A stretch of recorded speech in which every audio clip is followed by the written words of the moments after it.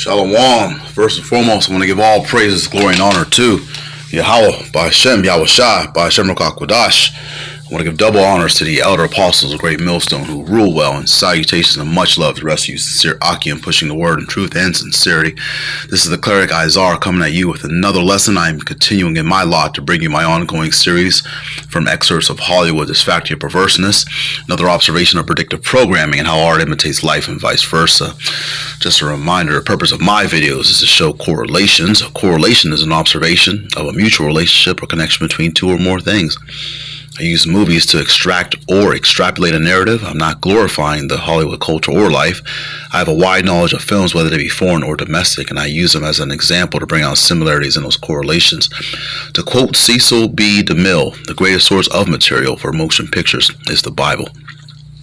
I call this lesson, Pacification is Soon Upon Us. The image I have on display is from a movie I watched in my past. Of course, being this truth, I reflected on this particular film. This movie was released on February 12th, 2014 in the United States. The title of it is the RoboCop, the reboot. Directed by Jose Padilha. He's a Brazilian director. Basically, let me get right into it. This movie opens up with Samuel Jackson playing this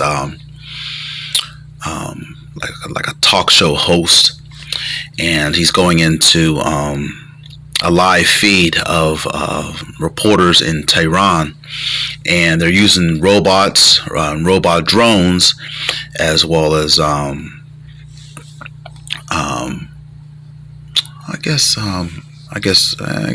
robot troops as well, and they're basically pacifying this town in Tehran. And that's what leads me to this particular title of this particular video, because I wanted to bring out the definition of pacify as Samuel Jackson's character had put it. Pacify in the definition means to quell the anger, agitation, or excitement of, to placate, appease, calm down, conciliate, propitiate, assuage, mollify, soothe, tranquilize, content, still, silence, relax, compose, quiet, provoke, enrage. The opposite is to provoke, enrage, or inflame. And basically bring peace to a country or warring factions, especially by the use or threatened use of military force. And basically, one of the guys or one of the guests on this particular talk show was a military commander from the Pentagon, and he was mentioning how they had difficulty in Iraq and Afghanistan, and this is what actually happened in the real world that we speak of. But in this fictional story, they were talking about how they're trying to pacify this town, but they don't really go into the reason why they had to quell the anger or the excitement of. But basically, I'm bringing this out because this is what's going to be headed to America very soon, okay? Because what was turned on to them in other countries is going to come back on its own head, okay? And we'll see this particular climate steadily approaching us, especially with these rumors of food shortages and a possible power outage later on, if not in the coming weeks. Okay, so these regular peons are 2/3, and either the other heathen nations of this world currently, they don't really see what's going on. All right, or they do see it, they don't really know how to react, but they're going to react whether they want it or not. Okay. See a lot of things being lifted up as far as travel is concerned and so forth. Okay, so to the average person who's not in the know, they will probably think that everything's going back to normal. Okay, but because even some people, I was talking to one of the brothers yesterday, and some of the brothers, even was one brother he was speaking to, he wasn't in the know, but he was trying to act like he had some sense, and he was trying to act like the gas prices were like this back in 2008 around the time of the housing crisis. But everyone knows, if you watch the news, this is like a 40-year high. Okay, and I can speak for myself, knowing I wasn't even driving at that time to even be able to compare. Okay, But hey, like I said, we're heading into that time of peace and safety as depicted in 1 Thessalonians 5 and 3. And I'm going to bring it out. 1 Thessalonians 5 and 3, it reads, "For when they shall say peace and safety, then sudden destruction cometh upon them, as travail upon a woman with child, and they shall not escape." Okay?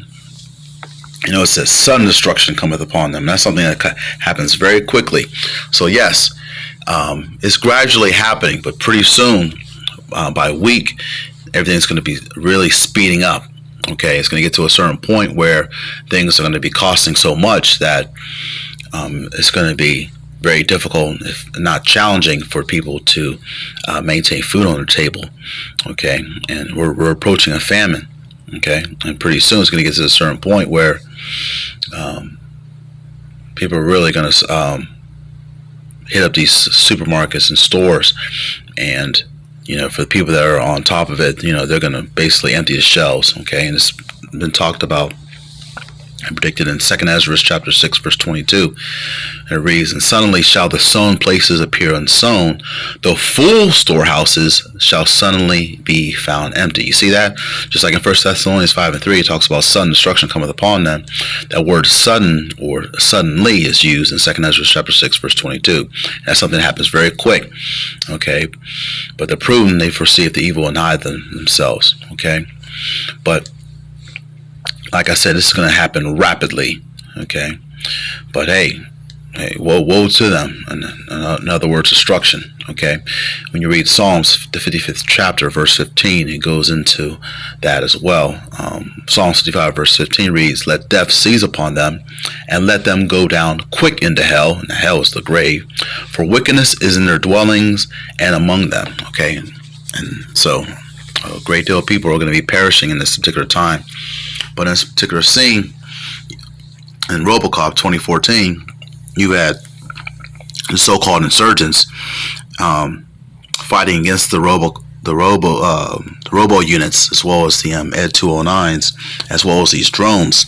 And these things were pulling people out their house. They were raising their hands up. They were being scanned to determine whether or not they were going to be a threat or not.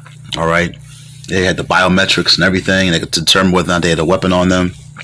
And this one kid, he went out to join the fight, and he just had a knife on him. And this Ed 209 just lit him up.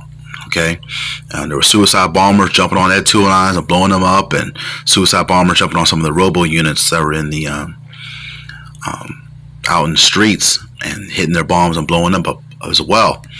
Okay, and there was something actually going on as well. I'm glad I didn't forget, but in the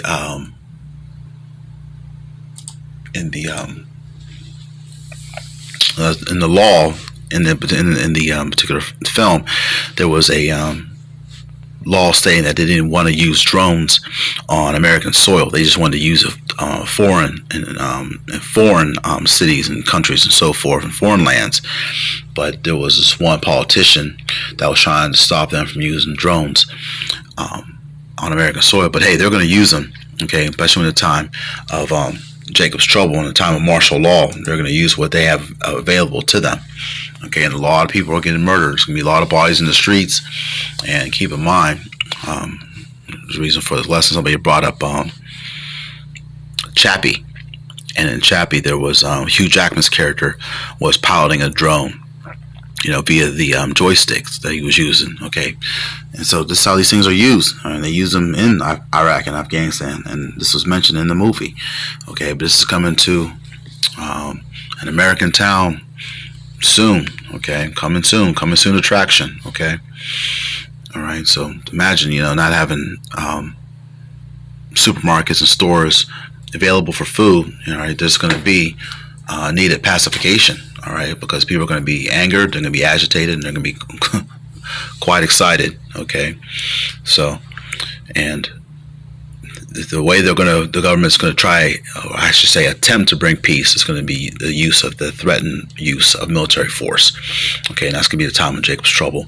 When you read the book of Jeremiah, chapter 30, verse 7, it reads, "Alas, for that day is great, so that none is like it.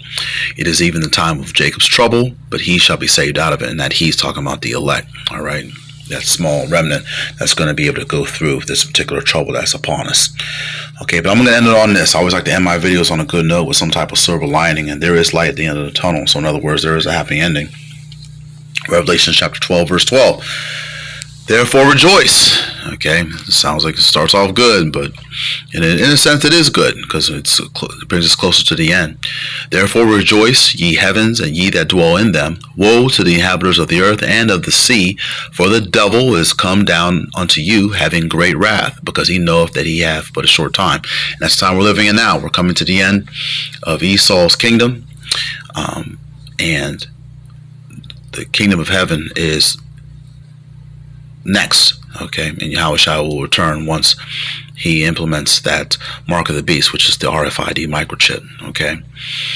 All right, so that's what we're steadily upon us, okay, and that's why I named this video Pacification is soon upon us, okay, because they're going to have to use military force to calm down the people. You know, when they don't have any food, what do you think people are going to do? They're going to get angered and agitated and quite excited. Okay. Well, I just wanted to share that. Lord willing, this lesson was edifying. I want to give all praises to Yahweh by Hashem Yahushua, who gives me the strength and the spirit to continue to strive and endure in these last days. Shalom to the hopeful elect, and on to the next video.